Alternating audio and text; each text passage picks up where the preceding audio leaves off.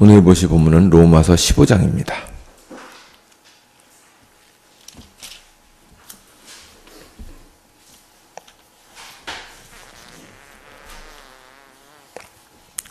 로마서 15장 22절부터 29절입니다.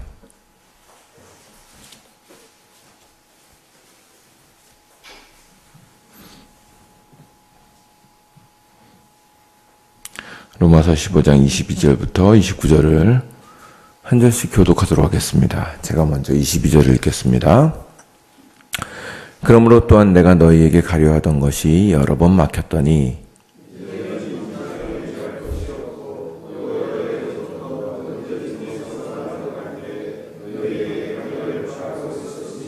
이는 지나가는 길에 너희를 보고 먼저 너희와 사귐으로 얼마간 기쁨을 가진 후에 너희가 그리로 보내주기를 바람이라.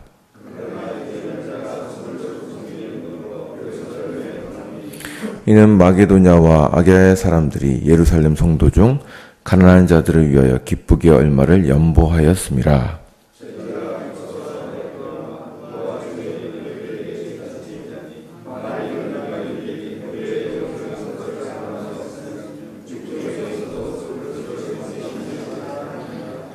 그러므로 내가 이 일을 마치고 이 열매를 그들에게 확증한 후에 너희에게 들렸다가 서번하러 가리라.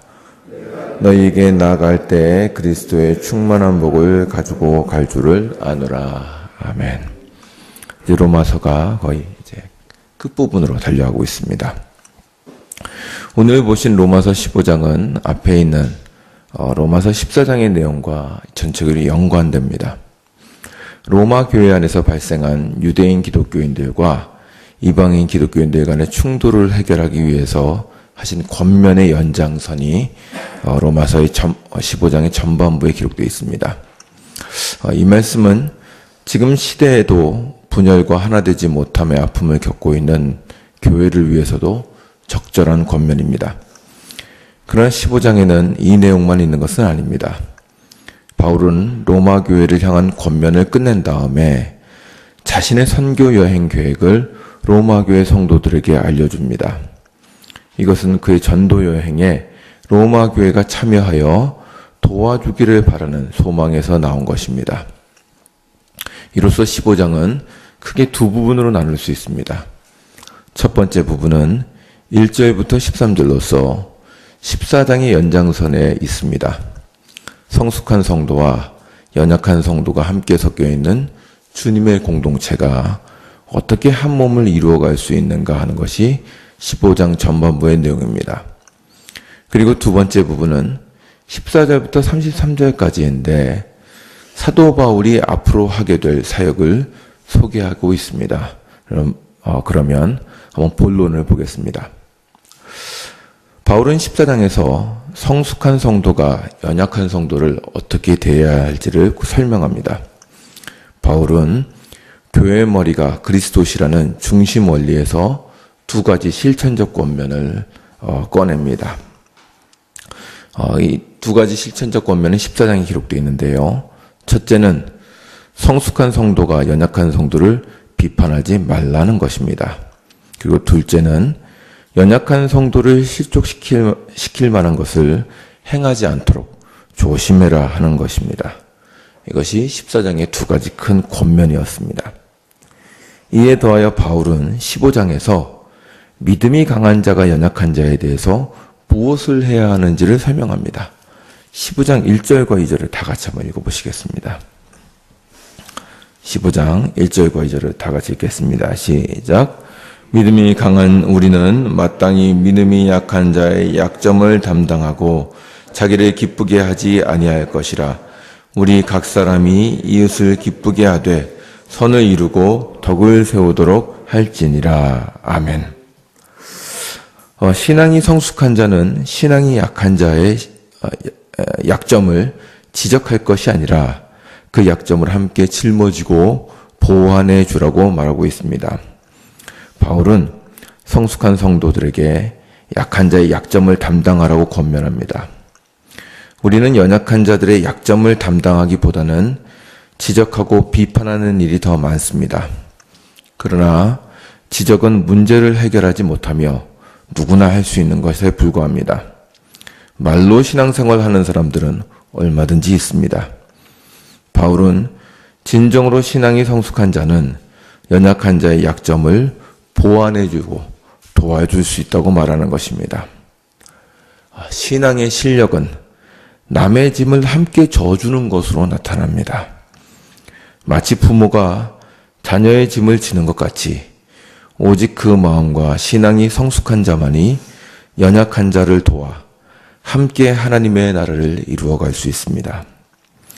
바울은 연약한 성도를 돕는 일을 격려하기 위해서 이렇게 성도를 돕는 일이 바로 우리 주님이 하셨던 일이라고 말하고 있습니다.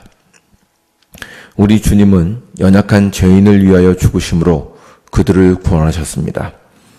바울은 주님의 이 사역이 하나님께 영광을 돌리는 것이었고 우리로 하여금 본받게 하시기 위한 것이라고 말합니다. 이것이 15장 5절부터 7절까지 기록되어 있습니다. 한번 보시죠. 3절부터 보겠습니다. 15장 3절부터 7절을 한 절씩 교독하도록 하겠습니다. 제가 3절을 먼저 읽겠습니다. 그리스도께서도 자기를 기쁘게 하지 아니하셨나니 기록된 바 주를 비방하는 자들의 비방이 내게 미쳤나이다 함과 같으니라.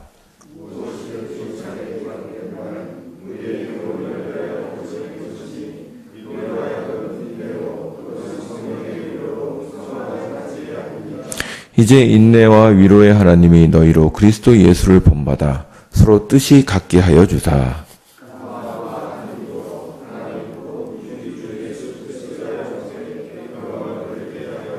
7절을 다 같이 읽겠습니다.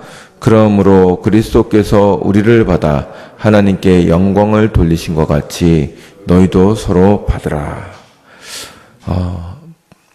바울은 여기서 자신의 권면을 위해 그리스도께서 행하신 사역을 보여주고 있습니다. 그러므로 성도가 연약한 자를 받는다면 그것이 예수께서 십자가를 지신 것과 동일하게 하나님께 영광을 돌리는 것이라고 합니다. 이것은 참으로 놀라운 일입니다. 한국교회 성도들은 하나님을 영화롭게 하기 위하여 많은 열심을 낸 것으로 유명합니다. 집을 팔고 많은 것을 희생해가면서 교회당을 세우고 큰 사역을 했습니다. 모임에 열심히 참여하고 많은 전도를 했습니다. 그리고 그것이 하나님께 영광을 돌리는 것이라고 생각했습니다. 그런데 바울 사도는 그 일 못지않게 성도가 연약한 자를 받는 것이 하나님께 영광을 돌리는 것이라고 가르치고 있습니다. 이것은 멀리 있거나 힘든 일이 아닙니다. 우리는 매주 교회에서 형제를 받음으로 하나님께 영광을 돌릴 수 있습니다. 여기까지가 바울이 로마 교회 안에 있는 분쟁에 대하여 주는 교훈입니다. 다음 14절부터는 바울이 계획하고 있는 선교 사역을 설명하고 있습니다. 사도는 먼저 자신이 이방인의 제사장으로 부름을 받았다는 사실을 소개하고 있습니다. 바울은 14절부터 16절에서 자신이 로마 교회에게 서신으로 복음을 설명한 이유를 소개하고 있습니다. 자, 우리 한번 14절 보시죠. 14절부터 16절까지를 다 같이 한번 읽겠습니다. 시작.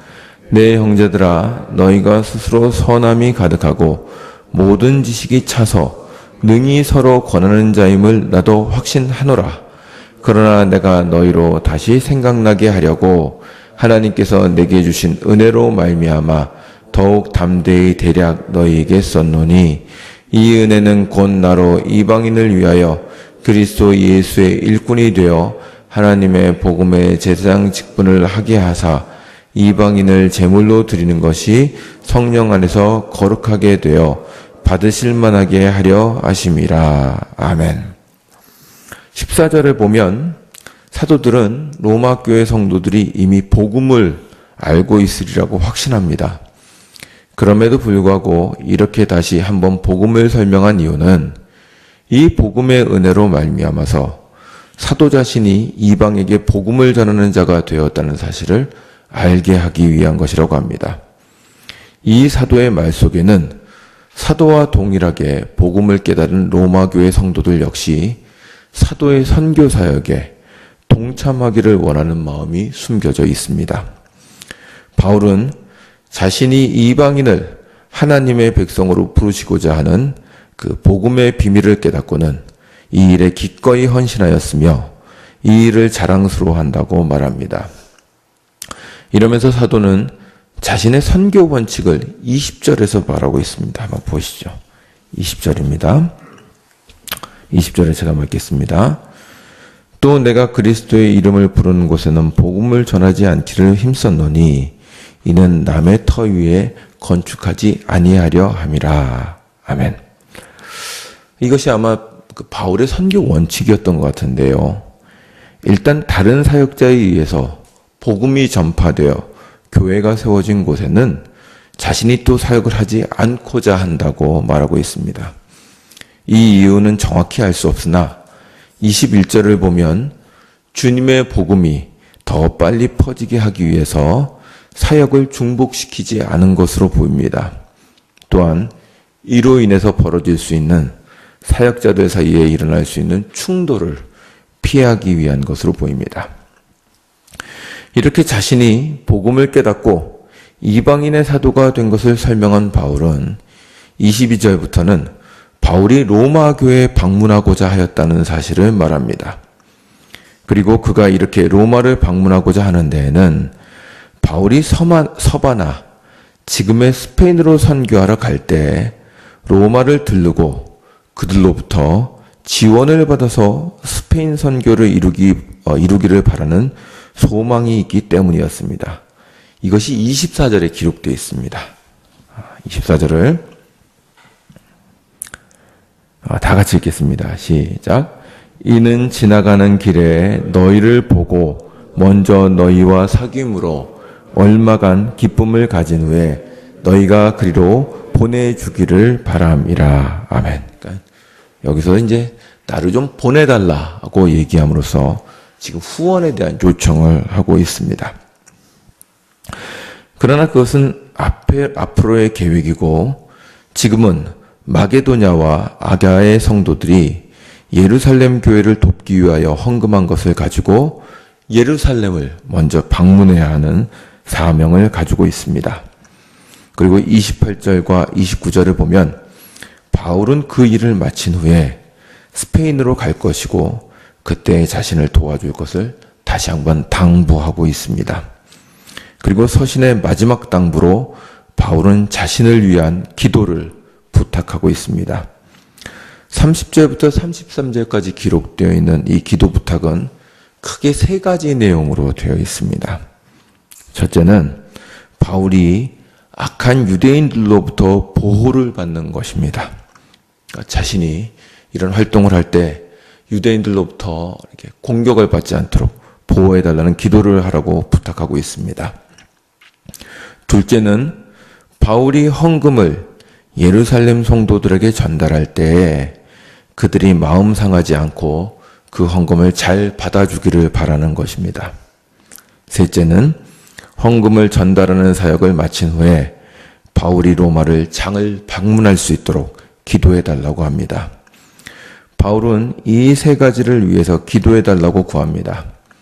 이로써 사도는 로마 교회에게 자신이 하려는 스페인 선교에 대해서 같은 복음의 열정을 가지고 도와주기를 고하고 편지의 본론을 마치고 있습니다. 자, 이것이 이제 거의 이제 로마서의 거의 전체 본론이라고 할 수 있습니다. 이렇게 전도에 대한 사명을 보여주는 로마서의 마지막 부분은 로마서를 단순히 구원에 대한 어떤 교리서 정도로만 이해하고 있는 우리들에게 중요한 이해를 던져줍니다. 복음을 깨닫고 이신칭의의 은혜를 입은 성도들은 마땅히 그 구원의 은혜를 전파하기 위해서 노력해야 한다는 것입니다. 바울은 로마 교회의 문제를 해결하고 그들을 복음의 반석 위에 세우기 위해서 많은 분량을 할애하여 서신서를 기록했습니다. 그러니까 이 당시에 연구한 학자들의 말을 빌리면 사실 당시 로마 시대에 이렇게 긴 서신은 좀처럼 없는 일이라고 얘기합니다.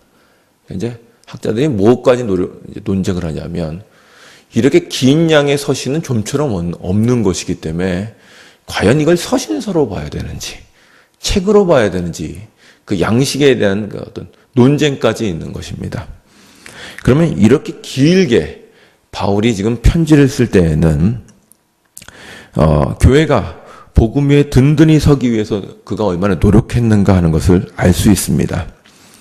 그리고 그렇게 교회가 복음 위에 든든히 서고 나서는 마땅히 복음을 전파하며 영혼을 구원하는 일에 힘써야 한다는 것을 지금 덧붙이기 위해서 이렇게 긴 편지를 쓰고 있는 것입니다. 복음을 전하고 영혼을 구원하는 일은 모든 교회가 가지고 있는 변함없는 사명입니다. 교회만이 하나님의 구원의 말씀과 복음을 가지고 있기에 우리 주위에 하나님을 알지 못하는 자들에게 주의 말씀을 전하는 것은 교회의 본래적인 사명인 것입니다. 그러나 지금의 한국 교회는 이 교회의 본질적인 사명을 간혹 이렇게 등한히 하는 것으로 보입니다. 현대화되고 세련된 교회의 성도일수록 복음 전파에 대해서 부정적으로 생각하며 그냥 조용히 사는 성도가 좋은 성도라고 생각하는 것 같습니다. 이렇게 된 데에는 한국교회의 과거에 실수가 있었습니다. 한국교회는 70년대와 80년대에 복음 전파를 위해서 각별히 헌신을 했습니다. 당시 목사님들의 이야기를 들어보면 교회당을 세울 돈도 없어서 천막을 치고 십자가를 세웠는데 그렇게 십자가를 세우기만 하면 사람들이 물밀듯이 교회로 들어왔다는 것입니다. 복음을 전하면 전하는 대로 교회는 부흥하였다고 합니다. 그래서 한국교회는 유래를 찾아보기 힘든 부흥을 경험했습니다. 이것은 참으로 하나님의 큰 은혜였습니다. 그러나 이러한 부흥은 다른 한편 부정적인 결과도 있었는데 이러한 부흥으로 인하여 교회가 교만해졌다는 것입니다. 물론 부흥이 교회를 교만하게 만들지는 않았습니다. 어떻게 은혜가 악을 낳겠습니까? 그러나 한국교회는 하나님의 은혜를 겸손하게 받기보다는 세상에서 우월감으로 자신을 치장했습니다. 그로 인하여 생명을 주는 복음을 전파하기 때문에 사람들에게 무례해도 되는 것처럼 행동을 했습니다. 그냥 아무 집에나 들어가서 사람을 붙잡아 놓고 전도를 했고 노방에서 큰 스피커를 틀어놓고 찬양을 부르고 전도를 했습니다. 복음 전파라는 훌륭한 일을 하고 있기 때문에 사람들의 불편함을 무시해도 된다고 생각했습니다. 처음에 사람들은 이 전도를 통해서 복음을 받아들이기도 했지만 점점 교회의 무례함에 대해서 얼굴을 찌푸렸습니다. 그리고 지금은 어쩌다 보니 교회당이 혐오시설처럼 배척을 받기까지 이르렀습니다. 물론 저는 복음을 전도하느라고 노력한 분들의 열정을 폄훼할 생각은 전혀 없습니다. 그분들의 노력이 아니었다면 한국교회는 이렇게 부흥하지 못했을 수도 있습니다. 그러나 그 부흥만을 생각하다가 교회는 다른 것을 생각하지 못한 것입니다. 그리고 그 다음에 교회는 복음 전파에 소극적이 되었습니다. 되도록이면 성도라는 티를 내지 않고 그냥 세상에 섞여 사는 것이 좋은 성도인 것처럼 세련된 성도인 것처럼 이해가 된 것입니다. 물론 그것은 이해는 됩니다. 과거에 했던 실수를 반복하지 않기 원하는 것입니다. 그러나 이 로마서의 결론을 볼 때 이러한 자세 역시 문제가 있는 것 같습니다. 복음은 그 특성상 세상에 묻혀 있을 수가 없습니다. 세상은 어두움과 죄 속에 있기 때문에 복음은 그 어두움과 죄를 지적하며 생명과 빛을 드러내는 것입니다. 어두움 속에서 촛불을 켜보십시오. 촛불은 자신의 빛이 발산되어 나가는 것을 막을 수가 없습니다. 캄캄한 촛불, 움직이지 않는 생명, 이러한 것들은 있을 수가 없는 것들입니다. 불빛은 밝을 수밖에 없고 생명에는 활동력이 있을 수밖에 없습니다. 이것은 복음과 생명에도 마찬가지입니다. 성도가 복음을 알고 구원의 은혜를 받았다면 그 성도에게는 복음에서 나오는 기쁨과 생명력이 있을 수밖에 없습니다. 하나님의 나라인 교회가 그리스도 안에서 복음을 누릴 때 성도가 삶에서 복음을 증거하며 죄인이 죄로부터 자유롭게 되고 새 생명으로 거듭나는 일이 벌어지게 되는 것입니다. 물론 복음 증거는 꼭 말로만 이루어지는 것은 아닙니다. 복음 증거는 말뿐만 아니라 성도들의 삶으로 이루어지며 성도의 행동, 사고방식, 친절한 모습 등을 통하여 그리스도의 생명이 나타납니다. 그러나 한번 여러분과 한번 생각해 보고 싶습니다. 우리는 성도로 사는 것을 너무 조심스러워하지는 않고 있습니까? 너무 실수하는 것을 두려워하고 있지는 않은가 하는 것입니다. 성도로 살려고 하다 보면 원하지 않는 실수를 할 수도 있고 오히려 하나님의 영광을 가리는 일을 할 수도 있습니다. 그러나 그것으로 너무 걱정하지 않으셨으면 좋겠습니다. 가만히 서 있는 마네킹보다 살아서 움직이고 넘어지고 실수하는 어린아이가 더 아름답고 복된 것입니다. 죽은 사자보다 살아있는 강아지가 훨씬 더 낫습니다.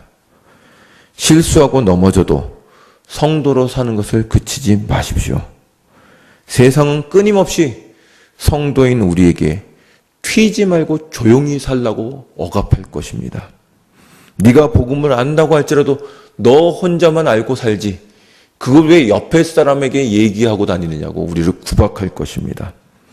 그러나 복음을 아는 사람에게 그것은 불가능합니다.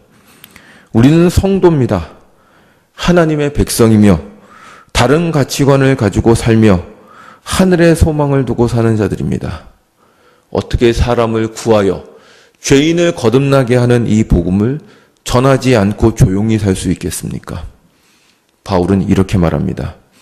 내가 이 복음을 부끄러워하지 아니하노니 이 복음은 모든 믿는 자에게 구원을 주시는 하나님의 능력이 됨이라. 첫째는 유대인에게요, 둘째는 헬라인에게로다. 바울은 이 복음을 통하여 수많은 고난을 당하였지만 그는 이 복음을 부끄러워하지 않는다고 담대히 선포하고 있는 것입니다. 이렇게 생명을 주는 복음을 아는 자로서 오늘도 여러분과 함께하는 이웃에게 하나님의 복음을 증거하시는 여러분이 되시기를 주님의 이름으로 축원합니다. 기도하시겠습니다.